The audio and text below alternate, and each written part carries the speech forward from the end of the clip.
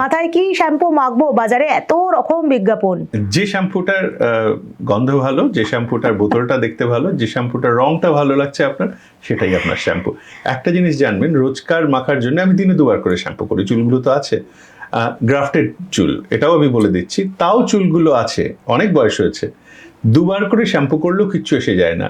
আর একটা ভুল ধারণা আছে, ডাক্তার শ্যাম্পু করলেই চুল উঠে যায়।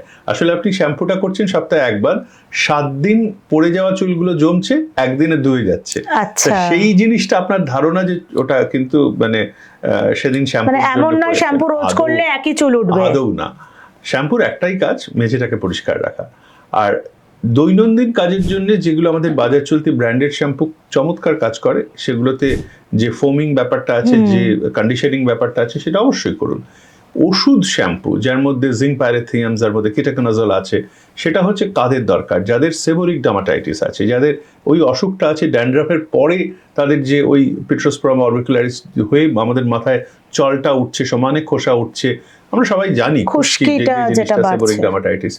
তখন আমাদের কিছু মেডিকেটেড শ্যাম্পু দরকার হয়, তখন ডাক্তারবাবু আপনাকে বলে দেবেন, কিন্তু সেটা রোজ মাখার জন্য নয়। সেটা সপ্তাহে 2বার বা 3বার, অন্যদিন আপনি নিজের শ্যাম্পু ব্যবহার করুন।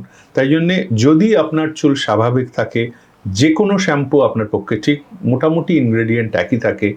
যদি আপনার মাথায় সেবোরিক ডার্মাটাইটিস থাকে, তাহলে ডাক্তারবাবুর পরামর্শে কোনো মেডিকেটেড শ্যাম্পু ব্যবহার করে সেটাকে ঠিক করে নিন। সম্পূর্ণ ভিডিওটি দেখতে ভিজিট করুন আমাদের ইউটিউব পেজ দ্য ওয়ার্ল্ড আরোগ্য।